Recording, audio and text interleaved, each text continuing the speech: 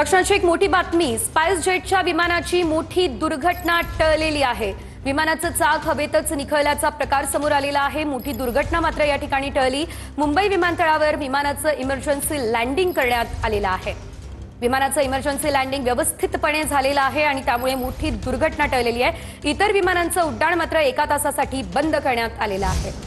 या संदर्भात अधिकची अपडेट घेऊयात आमचे प्रतिनिधी कृष्णा सोनारवाडकर यांच्याकडून। कृष्णा, दुर्घटना टळली आहे, मात्र नेमकं घडलं काय होतं? सैजल, आपण पाहतोय कांडला टू मुंबई अशी ही फ्लाईट स्पाइस जेटची होती आणि त्यामध्ये 75 प्रवासी असल्याची प्राथमिक माहिती मिळते आहे। खरं तर 2:30 वाजता हे विमान मुंबई विमानतळावरती येणं अपेक्षित होतं, मात्र विमानाचं लँडिंगसाठी आवश्यक असणारं जे एक चाक आहे ते हवेतच निखळून पडलेलं होतं आणि त्यामुळे लँडिंग तशा अवस्थेमध्ये करणं शक्य नव्हतं आणि म्हणून पूर्ण रनवे रिकामे करण्यात आलेला होता। शिवाय बाकीचे जी काही विमानं आहेत त्यांचं उड्डाण 1 तासासाठी स्थगित करण्यात आलेलं होतं आणि 2:30 वाजता लँड होणार हे विमान जे आहे ते 1 तास उशिरा म्हणजे 3:30 ते 3:45च्या दरम्यान आता लँड झालेलं आहे।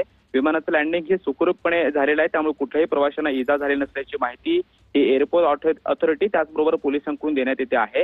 मात्र कांडला टू मुंबई असं हे विमान 2:30 वाजता येणारं ते जवळपास 1 ते 1.5 तास उशिरा झालेला आहे आणि विमानाचं एक चाक हे हवेतच निखळून पडल्याचं जेव्हा लक्षात आलं तेव्हा तातडीनं हे संपर्क जो आहे तो एअरपोर्ट अथॉरिटीशी करण्यात आलेला होता आणि याची माहिती देण्यात आलेली होती। त्यानंतर रनवेवरती हे विमान सुखरूपपणे लँड व्हावं यासाठी सगळ्या यंत्रणा ऍक्टिव्हेट करण्यात आल्या आणि बाकीच्या विमानांचं उड्डाण थांबवून विमान जे आहे ते आता मुंबईमध्ये लँड झालेलं आहे। कुठल्याही प्रवाशाला इजा झालेली नाहीये, सगळे प्रवासी सुखरूप आहेत आणि विमानाचं लँडिंग सुद्धा व्यवस्थितपणे पार पडल्याचं सुद्धा आता एअरपोर्ट अथॉरिटीकडनं सांगण्यात आलेलं आहे।